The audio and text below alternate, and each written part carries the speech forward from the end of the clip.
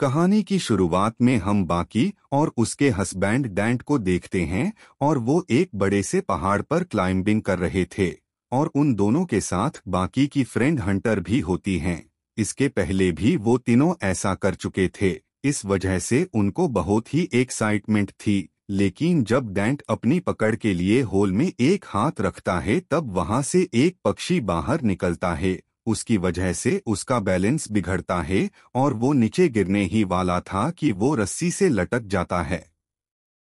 वहां पे बाकी हंटर उसे बचाने ही वाले थे कि उसकी रस्सी टूट जाती है, जिस वजह से उसकी नीचे गिर के मौत हो जाती है। आगे दिखाया जाता है कि इस घटना को 1 साल बीत गया है, लेकिन अभी भी बाकी इस घटना को भूल नहीं पाई है। इसलिए वो सुसाइड करने की कोशिश करती है। लेकिन तभी उसे हंटर का कॉल आता है। वो उसे 1 साल बाद मिलने के लिए आने वाली थी। बाकी के डी ने उसे समझाने के लिए बुलाया था। तभी वो उसका मन हल्का करने के लिए 20,000 फुट ऊंचा टावर दिखाती है और कहती है कि हम पहले की तरह ही ऊंची चढ़ाई करेंगे। पहले तो वो ना बोलती है, फिर बाद में मान जाती है। फिर वो उस जगह पर जाने के लिए निकल जाते हैं और जल्द ही वो उस जगह पर पहुंच जाते हैं। बाकी उस टावर को देखकर डर जाती है, लेकिन हंटर उसे हिम्मत देती है और वो टावर पर चढ़ना शुरू करते हैं। लेकिन वो टावर पुराना होने की वजह से उसे बहुत ही जंग लग गया था और उसके नट बोल्ट भी ढीले हो चुके थे। लेकिन उनको इस बात की कुछ भी खबर नहीं थी कि आगे उनके साथ क्या होने वाला है। तभी बाकी जिस रो को पकड़ती है वो रो अचानक से टूट जाता है और वो बहुत ज्यादा डर जाती है। लेकिन किसी तरह हिम्मत करके वो आगे की तरफ टावर पर चढ़ने लगती है। वो अब लगभग आधी सीढ़ी चल चुके थे, इसलिए वो बहुत थक चुके थे, तो वो दोनों थोड़ी देर रुककर आराम करते हैं। उसके कुछ देर बाद को अपना आगे का सफर शुरू करते हैं। आप 18,000 फीट ऊपर चढ़ने के बाद बाकी को बहुत ज्यादा डर लगने लगता है, क्योंकि ऊपर चढ़ने के बाद बहुत तेज हवा चल रही थी। इसकी वजह से सीढ़ियां बहुत तेज हिल रही थी। लेकिन हंटर उसे हिम्मत देती है कि हम अपनी मंजिल के बहुत करीब है। फिर वो आगे की सीढ़ियां चलने लगती है। लेकिन अब आगे की सीढ़ी बाहर की तरफ से होती है, इसलिए बाकी को बहुत ज्यादा डर लगता है। उसे कुछ भी समझ नहीं आता, लेकिन उसके बाद भी वो दोनों वहां पर नहीं रुकते और वो टावर के सबसे ऊपर टॉप तक पहुंच जाते हैं।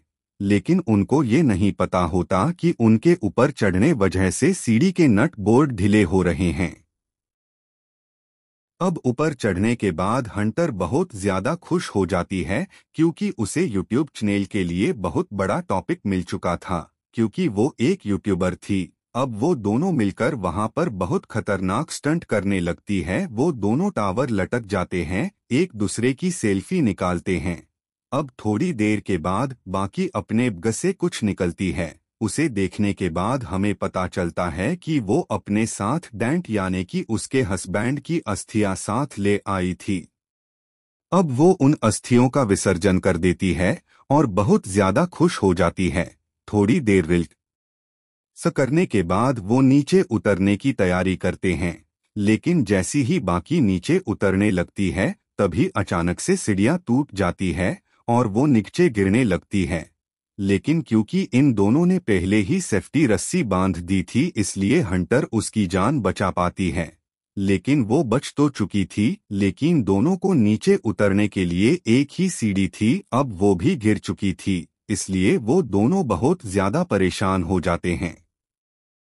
अब किसी को हेल्प मांगने के लिए वो अपना मोबाइल चेक करते हैं, लेकिन ज्यादा ऊंचाई पर होने के वजह से वहां पर नेटवर्क नहीं होता और उनके पास उनका बग भी नहीं होता। फिर दोनों वहां पर बैठकर किसी को हेल्प कैसे मांगे ये सोचने लगती हैं। तभी हंटर अपने मोबाइल पर हेल्प मैसेज डालकर उसका फोन जूते में रख देते हैं। वो जितने भी कपड़े थे उतने जूते में डालकर उसे नीचे फेंक देती है। उन्हें लगता है कि मोबाइल नीचे गिरने के बाद मैसेज पोस्ट होकर कोई मदद मिल जाए। उसके बाद बाकी नोटिस करती है कि हंटर के पाव पर 143 लिखा है, जो कि डेंट अपने वाइफ के लिए यूज करता था। तो हंटर पर उस पर पूरा शक होने लगता है। तभी उन्हें नीचे एक आदमी दिखता है। वो उन्हें आवाज देने की बहुत कोशिश करते हैं, लेकिन उसका कोई फायदा नहीं होता। फिर बाकी अपना संदेश देने के लिए जूता फेंकते हैं, लेकिन वो जूते को फेंक कर वहां से निकलने लगता है। तभी बाकी फायर गन चलाने लगती है। तभी हंटर उसे मना कर देती है और कहती है, दिन में फायर गन किसी को भी दिखाए नहीं देगा।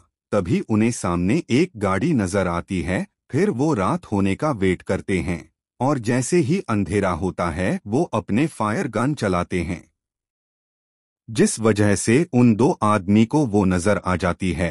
फिर वो दोनों आदमी उनके कार के पास जाने लगते हैं। इसकी वजह से वो दोनों बहुत खुश हो जाती है। उन्हें लगता है कि वो हमारी मदद कर रहे हैं, लेकिन जैसे ही वो उनके कार के पास जाती है वो उनकी कार चुरा कर ले जाते हैं। फिर रात होते ही उनको नींद आने लगती है, लेकिन वो ऐसे ही रात गुजारते हैं। फिर सुबह हो जाती है। तभी उन्हें बहुत भूख लग गई थी। तभी हंटर डिसाइड करती है कि वो नीचे जाकर अपना बग लेकर आएगी। तभी वो रस्सी को टावर में बांधकर कर नीचे चली जाती है। रस्सी छोटी होने की वजह से वो नीचे कूद जाती है और बग को रस्सी में बांधकर वो भी रस्सी पर लटक जाती है। जब बाकी रस्सी को ऊपर खींचने लगती है, तभी उसके हाथ से रस्सी हाथ से फिसल जाती है, जिसकी वजह से हंटर नीचे गिरने वाली थी, लेकिन रस्सी टावर से बंधी थी, इसलिए वो बच जाती है। ऊपर आने पर उनको एक और आइडिया आता है। वो दोनों एक पेपर पर हेल्प मैसेज लिखते हैं और अपनी ड्रोन की मदद से बगल वाले होटल तक पहुंचाने लगते हैं, लेकिन उसकी चार्जिंग डाउन होने की वजह से वो रिवर्स हो जाता है। नींद पूरी ना होने की वजह से बाकी की आंख लग जाती है। तभी उसे एक बुरा सपना आता है और वो नींद से जाग जाती है।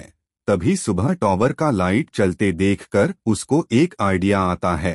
तभी वो टावर के लाइट वाले होल्डर पर ड्रोन चार्ज करने के लिए जाती है, लेकिन चार्जिंग होल्डर बहुत लूज होने की वजह से उसे बहुत देर तक वहां ही रुकना पड़ता है। फिर वो नीचे आकर ड्रोन को चलाने लगती है, लेकिन ड्रोन जैसे ही होटल के पास पहुंचने वाला था तभी बदकिस्मती से ट्रक के टकराने से ड्रोन टूट जाता है। तभी शाम होने लगती है, लेकिन बाकी को थकने के वजह से उसको नींद आने लगती है। तभी हंटर उसे सोने से मना करती है, क्योंकि तुम सो गई तो गिद्ध तुम्हें जिंदा खा जाएंगे। फिर बाकी हंटर को उसका एक जूता मांगती है, क्योंकि अब वो उसके फोन पे मैसेज डालकर नीचे फेंकना चाहती थी, लेकिन हंटर उसे कहती है कि मेरा जूता तभी नीचे गिर गया था जब मैं नीचे गई थी।